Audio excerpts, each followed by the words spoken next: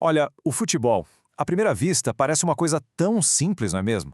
22 jogadores, uma bola, 2 gols. Mas, na sua essência, ele nunca foi apenas um jogo. Sempre foi um portador de símbolos, de memórias e, acima de tudo, de identidade. E por décadas, a camisa da seleção brasileira foi um daqueles símbolos raros que simplesmente dispensam explicação. Só de olhar ela já contava uma história inteira. E é essa história que nós vamos analisar hoje, começando por uma controvérsia bem recente. Aquele amarelo e o verde não eram só cores, eram um sinal, reconhecido em qualquer canto do planeta. É só a gente pensar nos nomes que essa camisa automaticamente traz à mente. Pelé, Garrincha, Romário, Ronaldo. Cada geração deixou um pedaço da sua própria glória costurado nesse tecido. É por isso que se diz que a camisa da seleção sempre foi pesada. Não pelo material, claro, mas pelo peso da história. As estrelas ali no peito não são enfeites. Elas carregam a memória de feitos heróicos. É de fato um país inteiro condensado em tecido. E é exatamente aqui que a nossa análise começa. Uma nova camisa foi lançada, com um design moderno, bem executado. No entanto, algumas escolhas bem específicas geraram um ruído imediato, sabe? Uma sensação de estranhamento. Vamos entender o porquê. Vamos olhar de perto os detalhes. O uniforme número 2, por exemplo, abandonou o azul e branco tradicional para adotar o azul com preto. O símbolo da marca esportiva foi trocado pelo de uma divisão de basquete e a camisa amarela principal veio com o slogan inesperado: Vai Brasa. Para a cultura do futebol, isso é algo que simplesmente não existe. E aqui está o centro do conflito. O que um departamento de marketing pode enxergar como uma simples variação estética ou talvez um experimento de design, a cultura sente de uma forma completamente diferente. Para quem carrega a memória, não é um mero detalhe, é uma ruptura com a identidade. Então, o ponto crucial é este.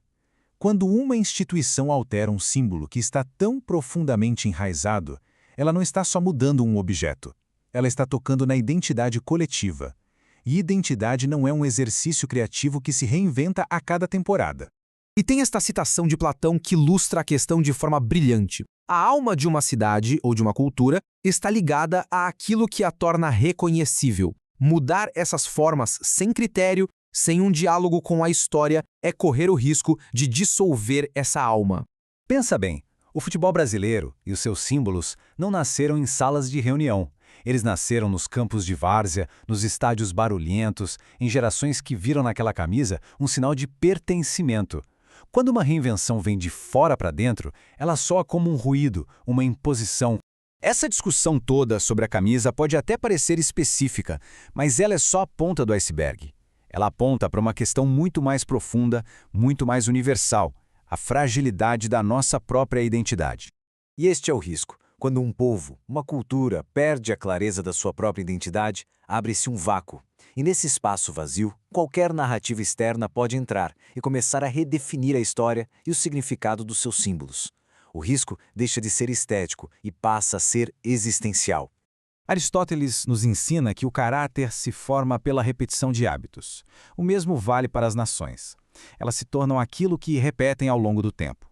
Os símbolos, como a camisa, são a memória visível desses hábitos coletivos, desse caráter nacional. E essa é a verdadeira pergunta que emerge de tudo isso. Será que existe clareza suficiente sobre a própria identidade para perceber quando uma força externa tenta reescrevê-la? Ou a distração é tanta que qualquer nova versão pode acabar sendo aceita sem resistência? Isso nos leva a um princípio fundamental. Para indivíduos, para instituições, para nações, o protagonismo, ou seja, a capacidade de agir e definir o próprio destino, começa com uma etapa essencial: ter clareza sobre a própria identidade. Primeiro, saber quem se é. Só então é possível decidir para onde ir. A consequência de não ter essa clareza é inevitável. A natureza abomina o vácuo. Se não existe uma narrativa própria, forte e consciente, esse espaço vai ser ocupado por narrativas de fora. Narrativas que, muitas vezes, não têm conexão nenhuma com a história real. No fim das contas, a questão da camisa talvez seja apenas um episódio, um evento que vai passar. Mas a importância dele está no que ele nos revela, na lição atemporal que ele nos força a encarar. E assim, encerramos com uma reflexão. A discussão vai muito além de tecido, de cores ou de um slogan. Ela toca no coração da memória coletiva. Preservar símbolos não é um ato de nostalgia, mas sim de sobrevivência cultural.